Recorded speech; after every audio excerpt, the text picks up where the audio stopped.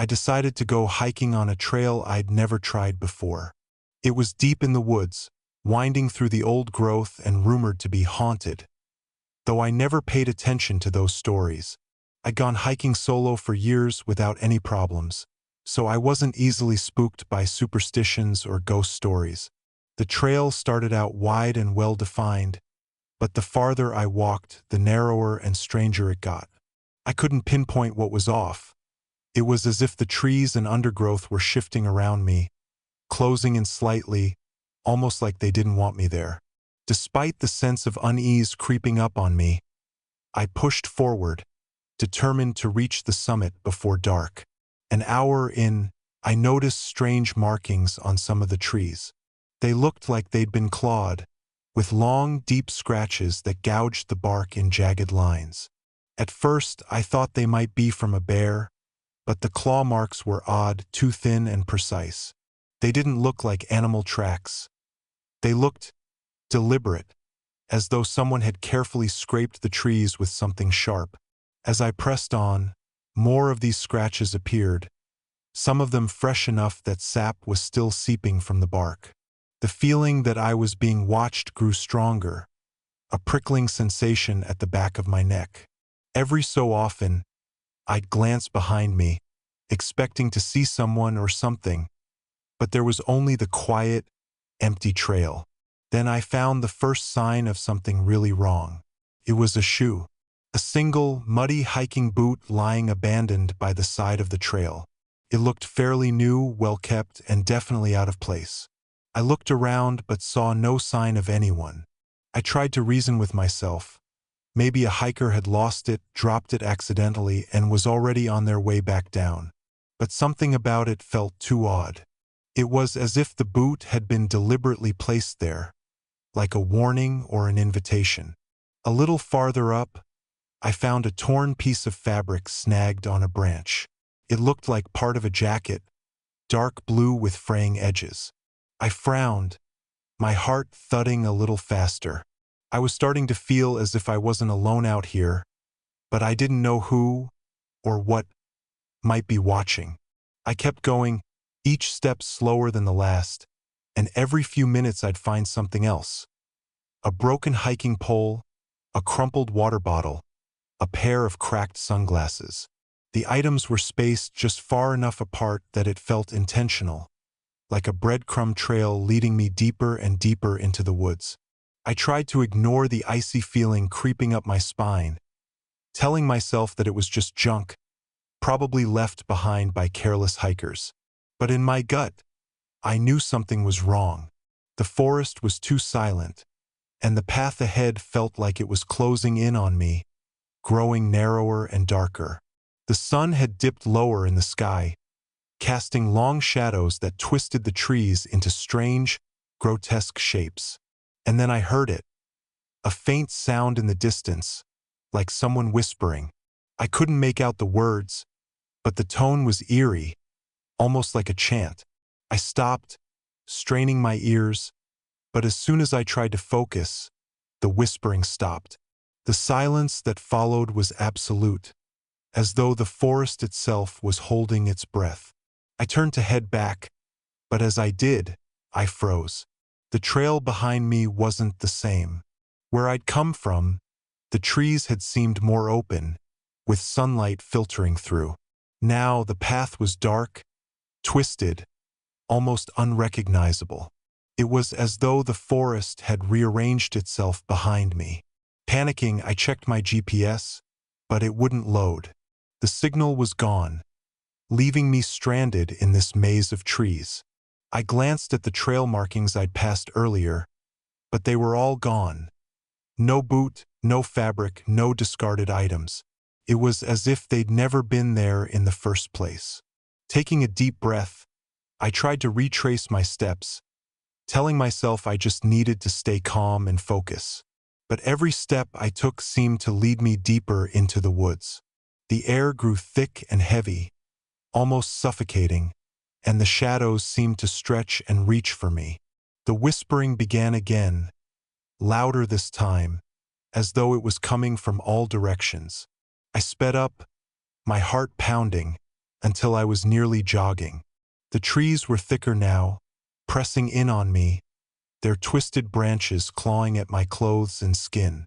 The air smelled damp and rotten, and the earth beneath my feet felt soft, almost as if it was pulsing. Then I saw it. Up ahead, there was a figure standing motionless on the trail. My flashlight barely caught its outline, but I could see enough to know it was tall and gaunt, with limbs that seemed too long, as though they'd been stretched. Its head was tilted at an unnatural angle, and its eyes were dark, deep hollows that seemed to absorb all the light. I stopped, paralyzed with fear. The figure didn't move, but I could feel its eyes on me, watching. The whispering grew louder, and I realized, with a sickening feeling, that the whispers were coming from the figure. Its mouth didn't move, but the sound filled the air, echoing in my head. Slowly, it lifted an arm, pointing at me with a long, bony finger.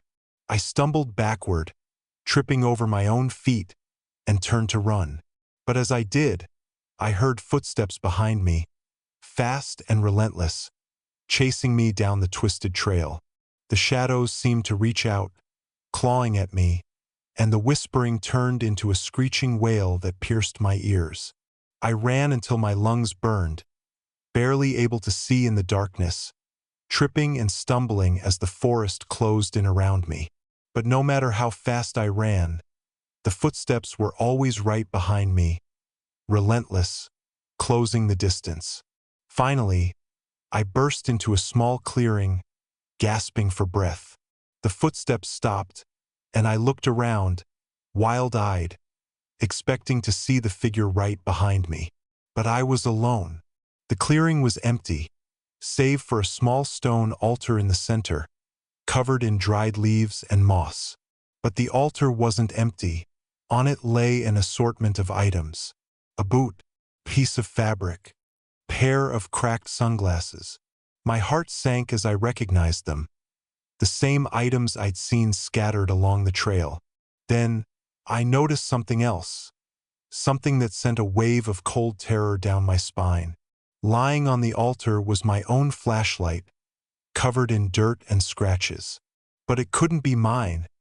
I was still holding mine, wasn't I? I looked down at my hand, only to find it empty.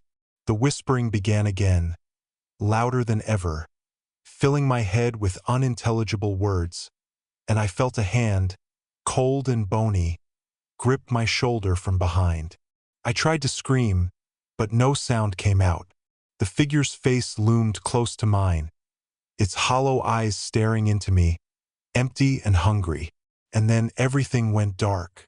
I don't remember much after that, only flashes of the forest, the twisted trees, and the cold earth beneath me. When I woke up, it was morning, and I was lying on the forest floor, alone. My gear was gone, my clothes were torn, and my GPS lay shattered beside me. I stumbled back to my car, shaking, haunted by memories that felt like a fever dream. I don't know what happened that night, and part of me doesn't want to know. But every so often, I hear that faint whispering in the back of my mind, calling me back to the trail, as if it's waiting for me to return.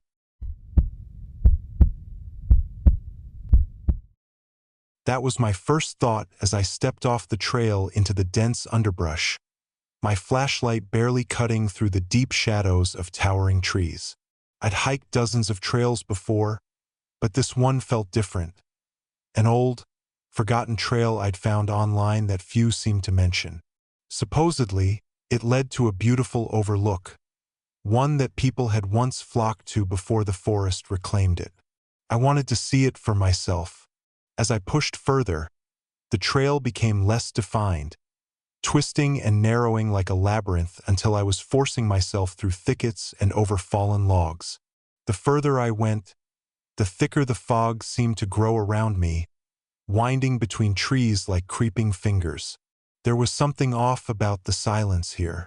No birds, no insects, just the dull crunch of my boots on the moist forest floor and the occasional rustle of leaves. Hours passed, or maybe it was just minutes. It felt like time didn't work the same here. The trail seemed to disappear altogether. I knew I should have turned back, but I couldn't shake the feeling that I was close, like I was meant to be here. Then I saw it, a glimmer in the distance, barely visible through the fog. A cabin. It wasn't supposed to be here. I hadn't seen any mention of a cabin on the map. But curiosity got the best of me, and my legs took me forward before I even realized what I was doing. The closer I got, the stronger the smell. A strange, metallic scent, sharp and cloying, almost sweet. My mind tried to place it, but the thought danced just out of reach, evading every grasp. The cabin was ancient, barely standing. Its wood was dark with age, warped and cracked like something had gnawed on it. And yet it looked lived in. A small flicker of light leaked through the window. A lantern, maybe? An ember? I took a step closer, then another, until I was at the door. With a creak that echoed through the trees, I pushed it open. Inside, the smell was unbearable, thick enough to taste. The cabin was small, one room with a table, a bed, and something. At first, I thought it was a bundle of old clothes piled haphazardly in the corner. But then I noticed the eyes. Hollow, empty sockets staring at me from a face stretched impossibly thin over a skull. My stomach lurched as I realized it wasn't one bundle. It was several, piled together like a macabre collection, each face preserved in varying states of decay. And then I saw the words scrawled on the wall, barely visible in the dim light. "We wait." A sudden chill prickled up my spine, and I backed toward the door, the weight of 1,000 unseen eyes pressing down on me. I stumbled, knocking over something on the floor. My flashlight caught it just in time. An old hiking boot, caked with mud and faded with age. Next to it was a crumpled map, frayed and torn, with a single sentence written in the margin. "There's no leaving." I turned to run, but the door slammed shut, trapping me in the suffocating darkness. My flashlight flickered, its beam dimming as if the forest itself was sucking the life out of it. Panicking, I pounded on the door, but it didn't budge. I was trapped in the silence, the suffocating smell, the weight of those eyes. And then I heard it, a soft scratching sound, like nails scraping against wood. My heart pounded as the noise grew closer, louder. I spun, shining my fading light around the room, but there was nothing, just shadows that seemed to pulse and shift in the corners. Then a whisper. At first, I thought it was in my head, just my own ragged breaths echoing off the walls. But the whispers grew louder, swirling around me like a murmur of voices. I couldn't understand the words, but the tone was unmistakable. Accusatory, furious, hungry. They wanted something. I pressed myself against the door, desperate to escape, my hands shaking as I clawed at the wood. But the whispers grew louder, until they were screaming. My flashlight died, plunging me into total darkness. In that suffocating void, a cold hand touched my shoulder. I froze, too terrified to turn around. The hand tightened, its grip cold and unyielding, pinning me in place. And then, in a voice that sounded like the very bones of the earth cracking and shifting, I heard a single word: "Stay." The hand yanked me backward, throwing me to the floor. I hit the ground hard, but when I scrambled to get up, I couldn't move. My body felt weighted, like I was sinking into the floor, the whispers turning into a chorus of laughter. Something heavy pressed against my chest. It was a shadow, a figure looming over me, its face hidden, but I could feel its gaze. I was paralyzed, trapped beneath it, and as it leaned closer, I finally understood the smell. Blood. The weight grew heavier, crushing me, and I felt my vision blurring, my breath coming in shallow gasps. Just as I thought I'd pass out, the whisper stopped. The figure disappeared. The pressure lifted. I was alone in the darkness, but I didn't feel any relief. The whispers still lingered in the silence, faint but constant, like they'd found a home in the corners of my mind. And then I saw it, a glimmer of light, a faint glow coming from a corner of the cabin. Weak, but enough to guide me to the door. I stumbled toward it, desperate, heart racing. When I reached the door, I pushed with all my strength. It opened. I burst out into the forest, gulping in the cold night air as I ran, branches tearing at my clothes, at my skin. The whispers followed, growing fainter with each step, but still there, etched into the silence. I didn't stop until I'd reached the trailhead, the faint lights of the town finally visible in the distance. I didn't look back. I didn't want to see if something was still following me. Now, every night, I lie in bed, the faint whisper still echoing in my mind, growing louder with each passing day. I don't dare tell anyone what happened. I don't dare go back. But sometimes, in the dead of night, when I close my eyes, I can feel a hand resting on my shoulder. And in the silence, a single word breathes through the darkness, as clear as the night I first heard it. Stay. The air was still when I started my hike early that morning. It was supposed to be a peaceful solo adventure. Just me, the crisp autumn air, and the quiet forest. The trail was a lesser-known path deep in the mountains, something I'd found online and marked for the more adventurous. It promised scenic views and solitude, which was exactly what I wanted. For the first hour, everything was perfect. The trees were tall and dense, their leaves whispering in the slight breeze, and the smell of pine and earth was refreshing. I felt alive, disconnected from the world and surrounded by nature. But then, as I rounded a corner, I noticed something strange. There was a cabin tucked just off the trail, old and dilapidated, half hidden by the forest. The wood was rotted, and the roof sagged, as though it hadn't been maintained in decades. I had studied this trail's map carefully, and nothing had mentioned any cabin. It didn't make sense. There shouldn't have been anything out here, but the sight of it sent a chill down my spine. I told myself to ignore it, to keep moving. But my curiosity got the better of me, and I approached it, stepping carefully on the broken path leading to the front door. When I was just a few feet away, I noticed the door was slightly ajar. Inside it was dark. Dust hung in the air, catching the little light that filtered in from cracks in the walls. An odd, musty smell lingered, mixed with something else, something metallic. And on the floor, I saw footprints in the thick layer of dust, fresh enough to tell me someone had been there recently. I turned back to the trail, uneasy, but as I took my first steps away, I heard it. A sound from inside the cabin. A faint, hollow whisper, like someone muttering just under their breath. Come closer. I froze, my heart pounding. I wanted to believe it was the wind, that my mind was playing tricks on me. But there was something unsettling about the voice. It was too clear, too human. I started back toward the trail quickly, but the whispers followed.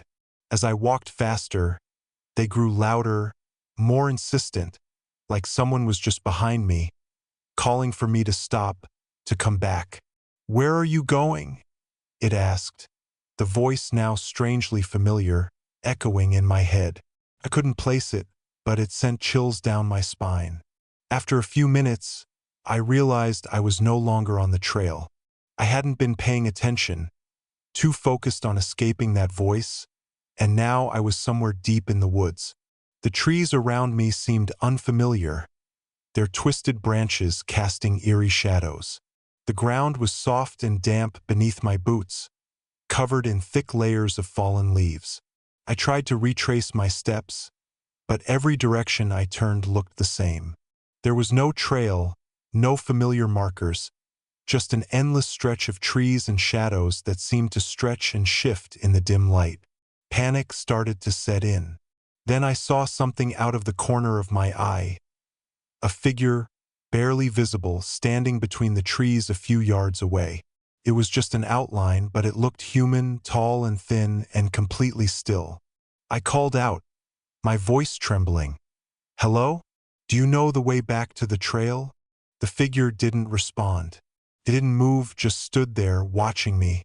As I squinted, trying to get a better look, it seemed to dissolve, fading into the shadows until there was nothing left but empty space. That was when I started to feel truly scared. I turned in the opposite direction, walking faster now, hoping to find any sign of the trail. But as I moved, I kept seeing the figure, always just at the edge of my vision, slipping between the trees, watching me in silence. Every time I looked directly at it, it was gone. The day was starting to dim, the sunlight fading as evening crept in, and with each passing minute, the forest grew darker and more menacing. I tried to stay calm, to remind myself that I just needed to find the trail and I'd be fine. But then, out of nowhere, I heard footsteps. They were slow, methodical, and heavy, like someone or something was following me. The sound echoed in the silence, growing closer with every step I took. I didn't dare look back. I started running, my heart pounding, my breath coming in short, panicked gasps. The footsteps kept pace with me, never faltering, never falling behind. I ran until my legs burned, until I couldn't run anymore. But every time I paused, the footsteps would start up again, as if they were just waiting for me to tire.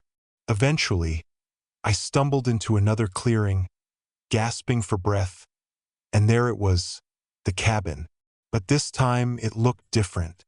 The door was wide open, and a faint light flickered inside, casting strange shadows across the walls. A sense of dread settled over me, but I was exhausted, too scared to stay outside and too terrified to go back into the woods alone. I told myself that maybe, just maybe, someone was inside who could help. Maybe this nightmare would end. I stepped into the cabin, the floorboards creaking under my weight. Inside, the light came from a single dim bulb hanging from the ceiling, casting a sickly yellow glow over the room. I noticed something on the walls, photos, dozens of them, pinned haphazardly. My breath caught in my throat as I looked closer. They were pictures of people, hikers, campers, people like me, and in each one, they looked lost, terrified, glancing over their shoulders as if something was right behind them. Some of the photos were faded, old, and others were disturbingly recent. Then, in the center of the wall, I saw a photograph that made my blood run cold. It was a picture of me, taken from behind as I had stood just outside the cabin, staring at the door. My heart raced. I didn't remember anyone being there, but the angle. Someone must have been standing behind me, close enough to touch, watching. I turned around, and that's when I saw it. Standing in the doorway was the figure I'd seen in the woods. It was tall, its limbs too long, its face hidden in shadow. But I could see its eyes, dark and gleaming, fixed on me with a terrible intensity. The whispers started again, louder this time, filling the cabin with a chorus of voices. They seemed to echo from the walls, the floor, even the air itself, surrounding me in a cacophony of chilling words. "You're ours now," they said. "You can't leave." I backed away, but there was nowhere to go. The figure stepped closer, reaching out with a hand that was pale, almost skeletal, its fingers impossibly long. I pressed myself against the wall, my heart racing, my mind screaming at me to run, to do something, but I was paralyzed. The whispers grew louder, filling my mind, and the last thing I remember was the figure's cold fingers closing around my wrist. When I woke up, it was morning, and I was lying on the ground outside the cabin, my body sore and cold. My gear was gone, my phone was shattered, and I had no memory of how I'd gotten there. I stumbled back to civilization, haunted and shaken, unable to shake the feeling that I'd been marked somehow. Since then, I've never gone hiking alone, and I avoid those woods entirely. But every so often, I hear the faintest whisper in the quiet of the night, calling me back, as if the forest remembers me, and it's just waiting for me to return.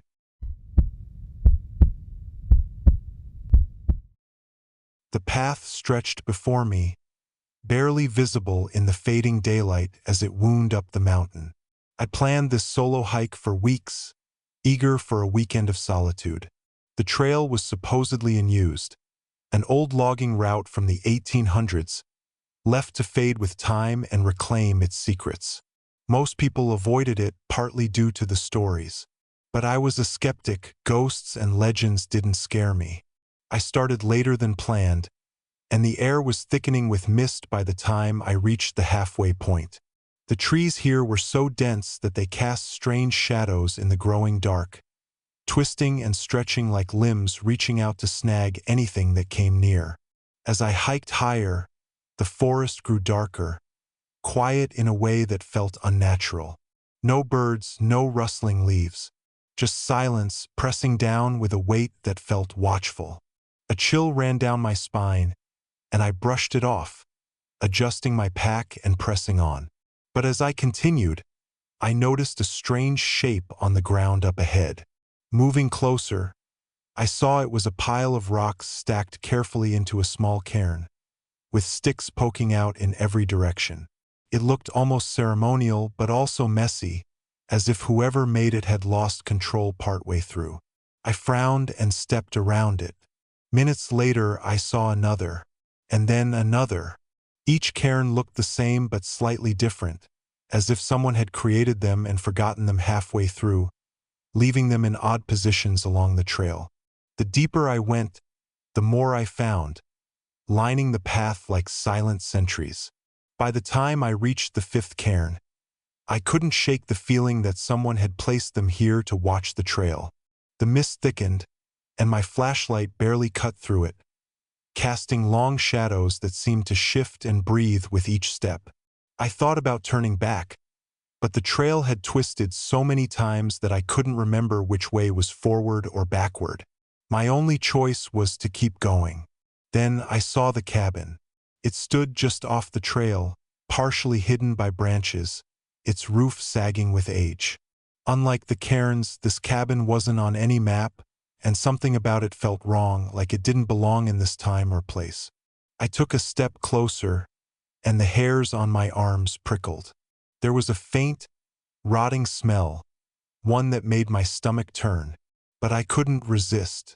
Maybe it was the hiker's instinct to explore or just plain curiosity, but I found myself moving toward it. The windows were dark, the glass grimy and cracked, and the door hung open just a sliver, like an invitation. I pushed it open, and a slow creak echoed through the empty woods. The inside was cold, much colder than it had been outside. The air was stale, filled with a damp, earthy smell mixed with something metallic. There was a single table, covered in dust, and an old, moth-eaten chair pushed against it. Faded photos covered the walls, black and white images of people standing in front of the cabin, unsmiling, their eyes strange and vacant. One photo caught my eye. In it, a man and a woman stood together, each holding the hand of a young boy. But the boy's face was blurred, as though the photo itself had twisted to hide his features. The longer I stared at it, the more the boy's face seemed to shift, almost as if he were turning to look at me. My heart pounded. I stepped back, bumping into something soft and cold. Spinning around, I found myself staring at a dusty, ancient-looking coat hanging on the wall. For a second, I could have sworn I'd felt it move. I told myself to leave, but then I noticed something carved into the table, a name etched into the wood over and over again. Ethan.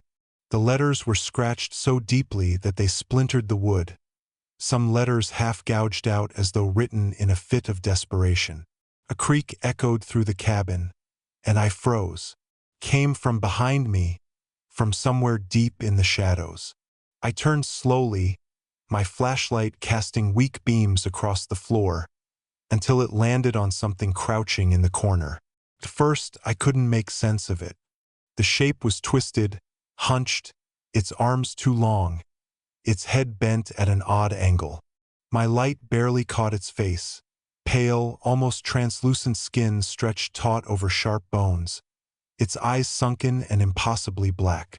It stared at me, mouth hanging open in a way that seemed both blank and deeply sorrowful, as if it was waiting for something. I backed away, heart hammering, but my foot caught on the edge of the floorboard, and I stumbled. The figure didn't move, but its eyes followed me, tracking my every motion. Then it spoke. The voice was soft, scratchy, barely a whisper, but I heard it clearly in the silence of the cabin.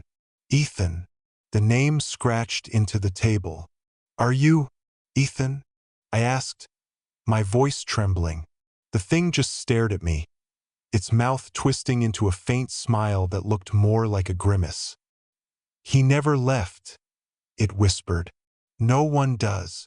I bolted for the door, but the moment I reached it, it slammed shut with a force that knocked the wind out of me.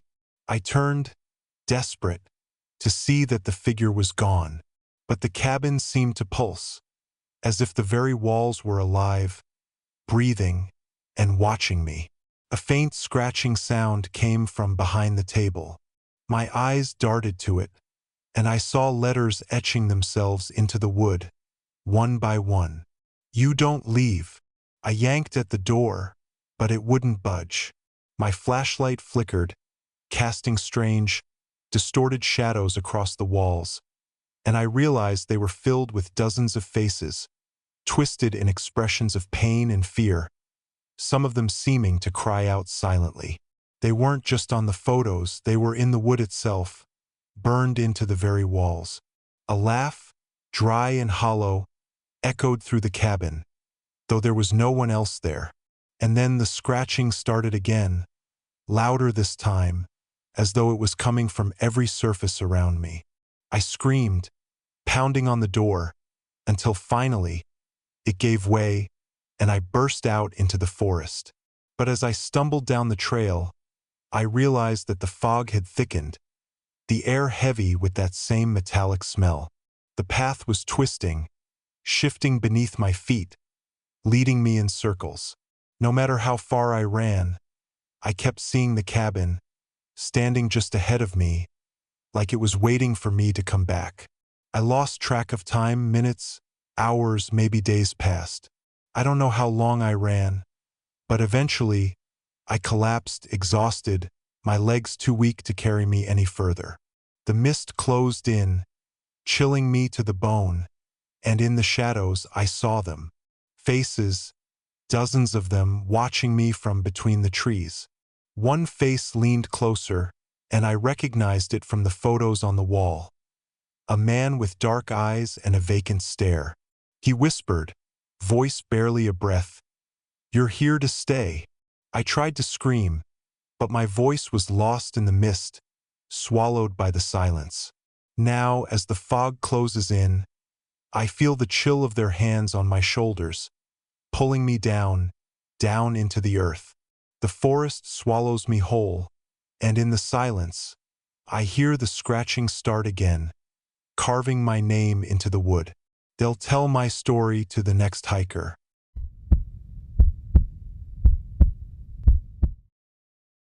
There's a place in the hills that locals avoid. They call it the Deep Wood, and they say that those who go in too far don't always make it back. I've always been one for spooky stories, so when I heard about Deepwood, I brushed it off as small-town superstition. And honestly, the idea of testing my courage in a haunted forest was more exciting than it was scary. It was late October when I finally decided to check it out. I drove up to the trailhead at sunrise, feeling the cool bite of the morning air. With only a few supplies in my backpack and my phone fully charged, I set off on the winding trail leading into the deep wood. For the first mile or two, everything was quiet and ordinary. Birds chirped, leaves crunched underfoot, and the sun cast warm patterns on the forest floor. But as I got deeper in, I noticed something strange. The forest had grown eerily silent. No birds, no insects, just the faint whisper of the wind through the trees. The silence was so intense it seemed to press down on me. I laughed it off, calling myself paranoid, and pressed on. But I couldn't shake the feeling that I was being watched. Every so often, I'd feel an urge to turn around, expecting to see someone behind me. But each time there was nothing, just the same dense wall of trees, shadows playing tricks on my mind. A few hours in, I found a clearing with an old, twisted oak tree at its center. It looked out of place, almost like it had grown wrong, with its thick branches contorted in a way that felt unnatural. There was a strange sense of emptiness around it, as if even the shadows didn't dare cross too close. Something about the tree drew me in, so I decided to stop there for a break. As I sat down, I noticed carvings on the trunk. They were old, faded symbols that looked like spirals and twisted shapes. But as I studied them closer, I realized they weren't just random.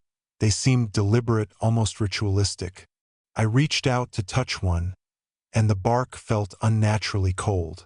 A chill ran up my spine, but I pulled my hand back, trying to ignore the sense of unease gnawing at me.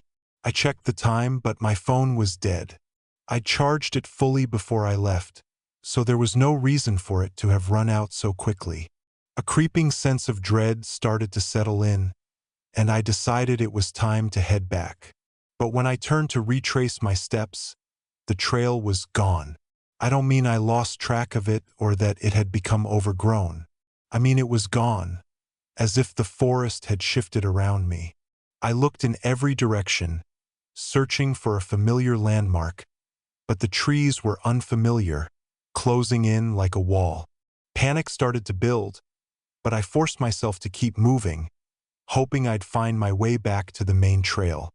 The deeper I walked, though, the more I felt the presence of something lurking just beyond my sight. I kept hearing faint footsteps mirroring mine, stopping every time I did. Eventually, I reached another clearing. In the center stood an old, crumbling stone structure, barely recognizable as a cabin. Its windows were shattered, and its door hung at an odd angle, swaying slightly. Something about it felt wrong, but I figured maybe I'd find some clue or sign to lead me back, so I hesitantly stepped inside. The air was thick and stale, filled with a metallic scent that made me feel queasy. The floor was littered with broken glass and leaves, and strange symbols were etched into the walls. They looked similar to the ones on the twisted oak tree, only larger and more chaotic, as if they'd been carved in a frenzy. As I explored, I noticed something disturbing. Photos pinned along one of the walls. They were old, black and white pictures of hikers and campers, all looking like they'd been taken decades ago. But what unsettled me was the expression on each face. They all looked terrified, glancing over their shoulders or staring directly at the camera with wide, panicked eyes. And then, I saw a photo that made my blood run cold. It was me. Same jacket, same backpack, staring blankly ahead, as if taken from behind while I was walking. I hadn't felt anyone nearby all day. I couldn't understand it, but the realization sank in like a weight. I wasn't alone. Someone or something had been watching me. In that moment, I heard a whisper, soft and hollow, like a breeze drifting through the cabin. "You shouldn't have come here," I bolted, stumbling out of the cabin, the whispers growing louder, following me. I sprinted through the forest, not caring about direction anymore, just needing to get away from that place. My breath came in ragged gasps, and I could feel something behind me, keeping pace. The forest seemed darker now, the trees looming like shadowed figures, branches clawing at me as I passed. Every few steps, I could hear it. Footsteps behind me, sometimes close, sometimes far, but never stopping.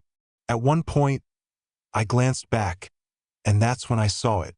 A figure, shrouded in shadows, its face obscured, but its eyes, they glowed, two pale orbs that pierced the darkness, locked onto me. It was tall, too tall, its limbs elongated and unnatural, and it moved with a jerky, unnatural gait that made my skin crawl. I ran harder, pushing through branches and stumbling over roots, desperation driving me. But no matter how fast I went, the figure stayed just at the edge of my vision, closing the distance slowly, relentlessly.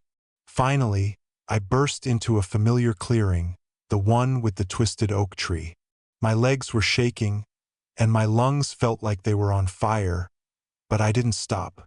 I ran past the tree, hoping I was close to the main trail. But as I passed, I saw something scratched into the dirt beneath it. A fresh set of those strange symbols, carved deep into the earth. And in the center, there was a pile of old belongings. Worn-out shoes, torn backpacks, rusted canteens. All left there like offerings. Realization hit me like a punch to the gut. I wasn't the first one here, and I wouldn't be the last. I screamed, my voice echoing through the silent forest, and pushed forward, praying I'd reach the trail. Just when I thought I couldn't go any further, I saw it, the trailhead, just a few yards away. My car was in sight, and relief flooded through me as I stumbled toward it. As I threw myself into the car and slammed the door shut, I looked back toward the forest. And there, standing at the edge of the trees, was the figure. Watching, waiting. I started the engine, my hands shaking, and drove away without looking back. But even now, when I close my eyes, I can still see those glowing orbs, following me through the trees, waiting for the next soul to wander too deep into the forest. And sometimes, late at night, I swear I can still hear the whispers. You shouldn't have come here, but you'll be back.